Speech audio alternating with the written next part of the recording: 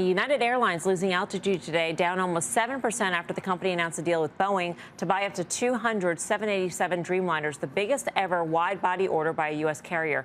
Other major airlines also lower today after JetBlue warned it is seeing softer demand this month and expects Q4 revenue to come in at the low end of guidance. Other travel names like Airbnb, Booking, Expedia also finishing in the red. So should investors brace for more turbulence in this travel trade? I thought what was also interesting within the CPI numbers, there was deflation within hotel rates, Guy. So yeah. There's pressure everywhere. Go back to the April. I mean, when all these names, the airlines sort of made a huge run into the spring. And since April 15th or so, a series, and I mean 4 or 5, lower lows, lower highs. And today's just another manifestation of that. People will talk about them. I'm being one of them.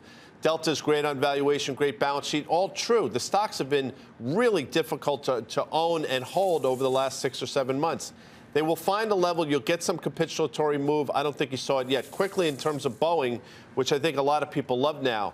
Again, not a cheap stock at 47 times next year's numbers. Wow. They need to grow into that valuation. When I say grow into that valuation, they have to go 2.5 times what current earnings are to have them reasonable valuation-wise. Yeah, I had a bearish Jets trade on. That's ETF that tracks this sector. I actually took it off today because, again, you have that kind of awareness. They closed pretty low. There's probably some bad trading. I was kind of happy to be out of it. I'll just say this anecdotally. You know, I went to Europe a few times this summer, and the fares were they were sky high. They were sky high. Last night I was out to dinner with a friend of mine who goes to London like every other week. He said the prices are trip dropper for business.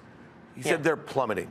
He said the fares are plummeting. And I just think that's really interesting. Put that together with what OPEC just said this morning about demand for crude, and you say to yourself, something's kind of going on here.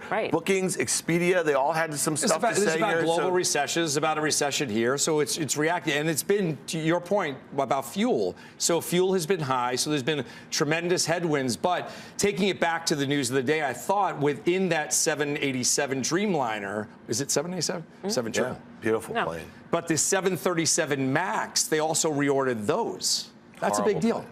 It could be a horrible plane, but there's an association that this used to be a terrible plane, but now they're ordering them. So we're over that hump again. So positive for Boeing that you have to navigate through potential recession.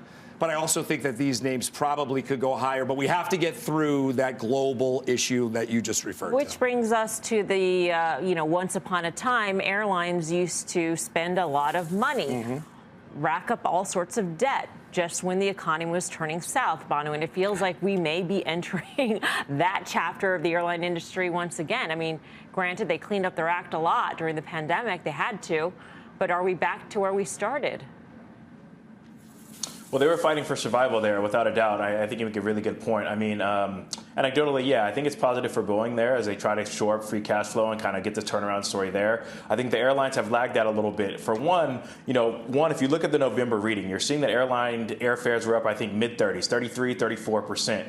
They've been able to sequentially raise prices to help shore up free cash flow and to service that debt. I think there comes a point where you're unable to continue to raise prices, and then you need to pull other levers in order for them to kind of stay afloat. And so I think the price action, amongst other things, clearly the JetBlue announcement today is also reflective of the situation that they have more challenging balance sheets, although they're getting in better shape. The enterprise values are still quite bloated at this point.